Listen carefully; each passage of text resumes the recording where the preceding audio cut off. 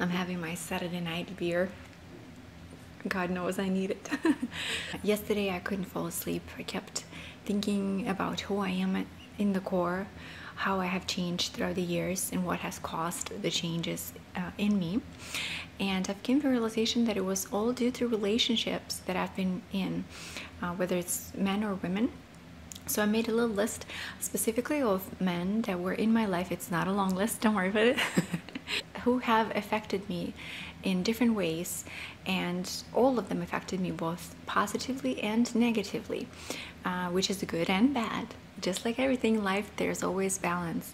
So even though some of these situations have been unfortunate, at the end I feel like I have learned a lot more. So I think our core always stays the same, but the way we present ourselves changes. The way we learn how to communicate with different people, we learn what we actually want at the end of the day through experiences in relationships. Otherwise, we don't really know what the hell we want, right? So a relationship with my father. My dad has taught me all the good stuff, how to work hard. He taught me, I think one of the most important things is how to keep your dignity at any cost possible. Your dignity, your self-respect, and respect for other people is one of the most crucial things in life, together with physical labor, to get your hands dirty, to get to the bottom of things, to stay your ground, to don't forget to be a little bit harsh sometimes. And even though it could be a negative in some way, I feel like he taught me how to have this strength, how to have this stamina in me a little bit. So I'm very, very thankful to him for that. Also my dad, because he's so opinionated, was a little bit outspoken with things that he didn't like. So sometimes I felt like I wasn't good enough. So that was a negative part. I always wanted to be better and better, and I think that's where my problems with perfectionism come, and I do struggle with them nowadays, because I don't know when to stop and when I'm crossing a boundary of being overly obsessive. That's that. But again, of course, I love my father a lot. So my first boyfriend, my first love. If you remember, it's always crazy. It's so bizarre when you look at your first love. I think it's the first time when you figure out how to love another person, and it's so difficult because you have no idea what to do. You feel all the feels, but you have no practical application for anything. He was a little harsher around the edges. I didn't find that out until a few months into our relationships, that he was a skinhead. It was a little too late for me. I was gone deep in love at that point. He was trying to figure out, as I think about it now, how to be a real man, and he thought that it was by putting me down as a woman. That's what I found out to myself. That's what I've realized throughout the years. All of his friends were beating their girlfriends too, and they were all my girlfriends too, so we were all beaten on every day. I think at that point I was already a white girl in America. Even though I was a white girl in Russia at that point, I used to scream, "I'm gonna sue you. I'm gonna sue your ass for beating me." I probably learned it from a lot of different movies, American movies. So yes, so he taught me how to self-defense, how to kick somebody else's butt if I need to a little bit, and how to fight for your rights, how not to allow people to touch you ever again. Then the next boyfriend after my first love, I didn't really love him, and it's sad. I'm pretty sure he knew about it because he kept telling me how much he loved me, and I just kind of just was there for a ride. He would spend money on me and take me out, and I loved it. I felt beautiful, I felt spoiled, and it felt great. He would take me out everywhere, show me off kind of.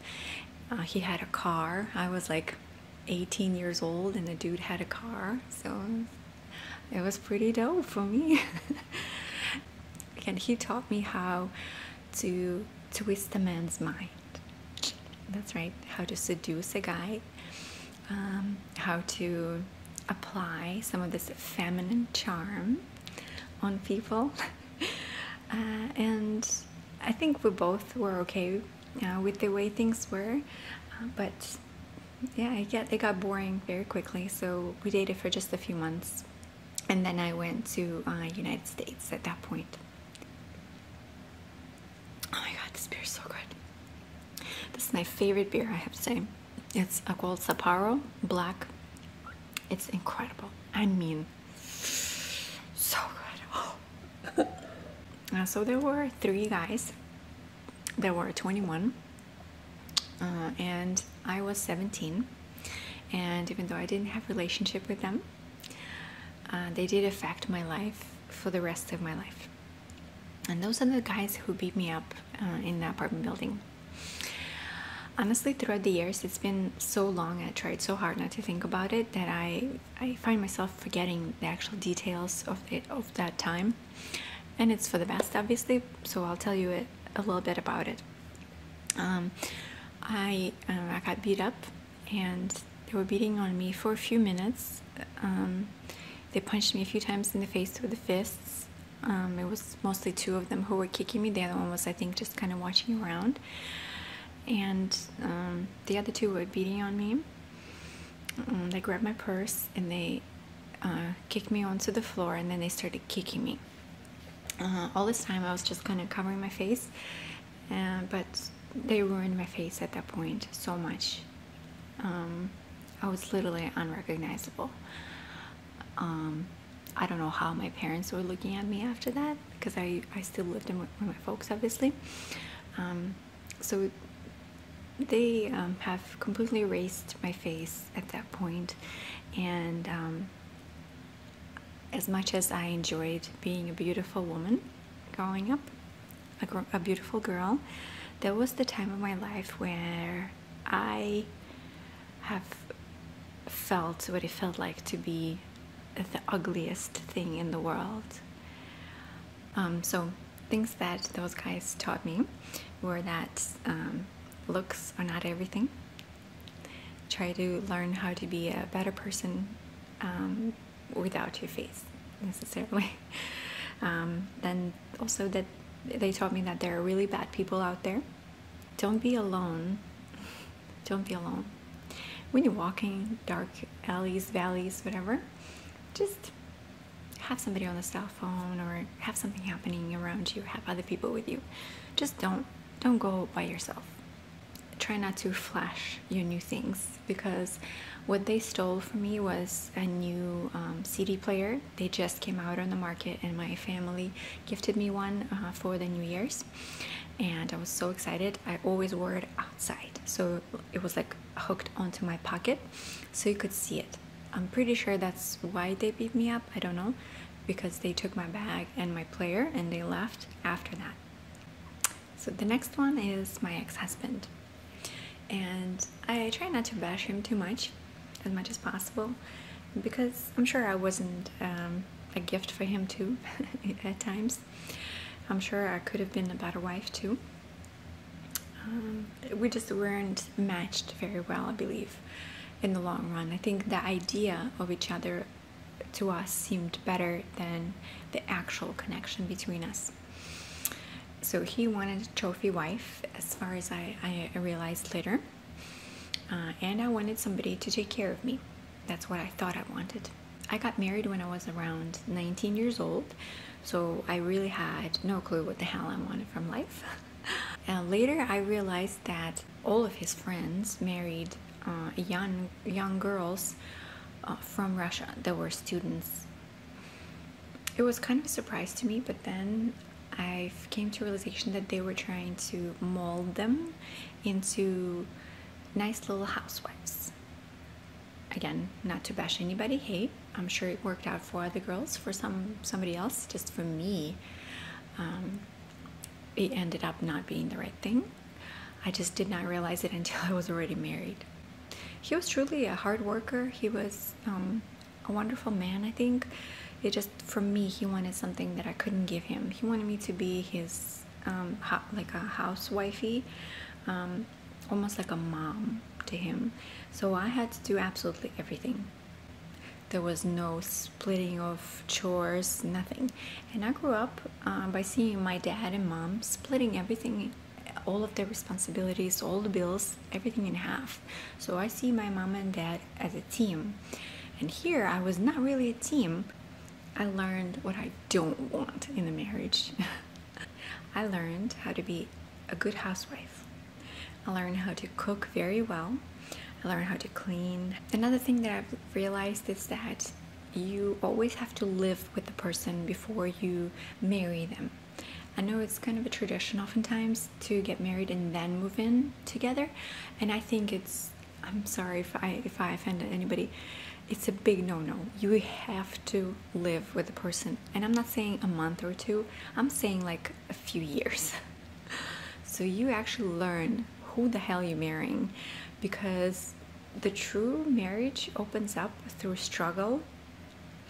And if you have no idea how you actually survive as a team, that's a big problem, because real life is not dating or having fun together. It's actually coexisting at times when you can't stand each other and still learning how to be together and still love each other and respect each other. Otherwise it's unbearable. So you have to want the same things. You have to click as a team. That's a must. So for me, living with the person for a while was number one thing. After that, because I've already learned how to do everything on my own, now I just needed somebody to share it with. So that's when Daryl comes in. So now on to my Daryl. And we've been married for a couple of years, but we've been together for 7, 8 years. I have no idea.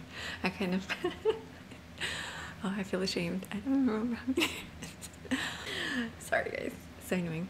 So what has Daryl taught me? He has taught me patience. Yes, how to have mutual respect with people. He taught me how to ask for help, and that I need help. And he taught me that there are people who will help you if you ask. He taught me how not to fight. We do fight, I shouldn't say, well, we do fight, but I never feel like we ever talk bad towards each other. We never go down to offending each other. We express our feelings. Yes, we get upset with each other, of course, but it's always with so much patience that at the end I feel so proud that I'm married to this man, even though we just had a fight. At the end I'm like, this is so great, like we had a great fight. Like this fight was awesome. If that makes sense. I don't know, it's like I'm proud of us as a couple when we fight. Just because again we express ourselves, but at the end we always walk away hashing everything out, figuring it out, doing the next step, so we move on from the problem together.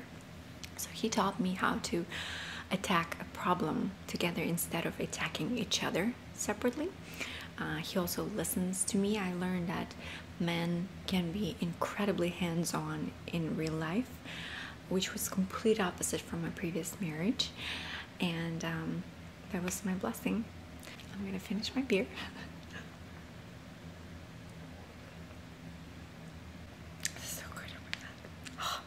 Drink it like juice.